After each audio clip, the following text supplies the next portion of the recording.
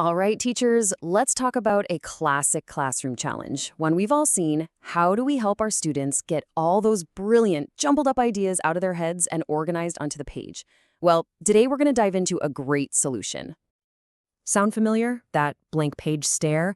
You can see the wheels turning, the student has these incredible ideas, but when it's time to write, it's just chaos.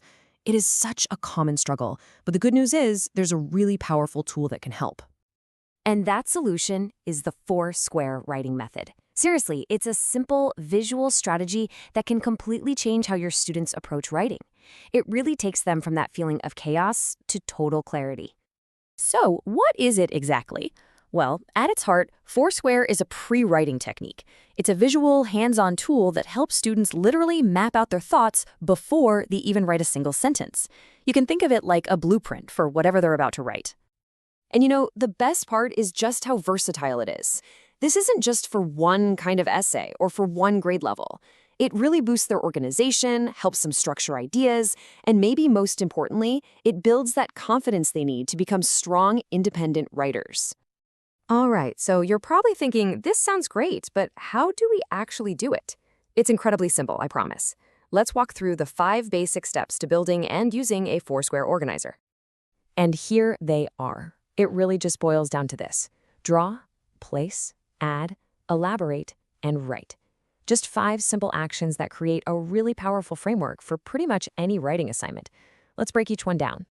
First things first, you or your student will just draw a big box and divide it into 4 smaller equal squares. Then, bam, right in the middle, you write the main idea. That center box, that's your anchor. It becomes the topic sentence that holds the entire piece together. Next up, you start to branch out from that center idea. In 3 of the surrounding squares, students are going to add their supporting details. And these aren't full paragraphs yet. We're just talking key reasons, facts, or examples that connect directly back to that main idea in the middle. Okay, now the writing really starts to get some meat on its bones. Inside each of those 3 supporting detail boxes, students get to elaborate. They can add specific examples, maybe a quick stat, or just brief explanations. This is the step that adds real depth and richness to their work. And finally, this is where it all comes together. Students use their finished organizer as a guide, like a roadmap. They start with the topic sentence from the middle, then they write about each supporting box, in order, using transition words to make it all flow. The paragraph practically writes itself. Okay, so once you've got the basics down, there are a few best practices that can help your students really master this tool. Let's take a quick look at some do's and don'ts. The biggest thing is to keep it focused. Do start with a super clear topic and make sure you use transitions between the boxes. But don't let this turn into a tedious chore by throwing in irrelevant info. Remember, this is a flexible tool. It's not some rigid formula you have to follow perfectly. But what happens if your students get stuck? We've all seen it. If they can't think of ideas, just have them do some brainstorming before they even start the grid. And if they're making it too complicated, encourage them to start with just single words in each box. You can always build from there. Honestly, the real beauty of the Foursquare method is how you can adapt it. You can use it for a 5-paragraph essay, a lab report, heck, even to plan out a presentation. You can even find interactive digital templates online to use. It's all about making it work for you and your classroom.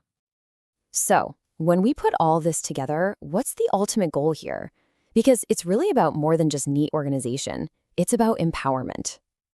At the end of the day, you're giving students a reliable way to take that tornado of ideas swirling in their heads and turn it into something structured, clear, and compelling. You're teaching them how to build a story from the ground up. So remember, this isn't just another graphic organizer to add to the pile. It's a key that can unlock confidence and clarity for your student writers. So the only question left is, how are you going to use it to unlock your students' next great story?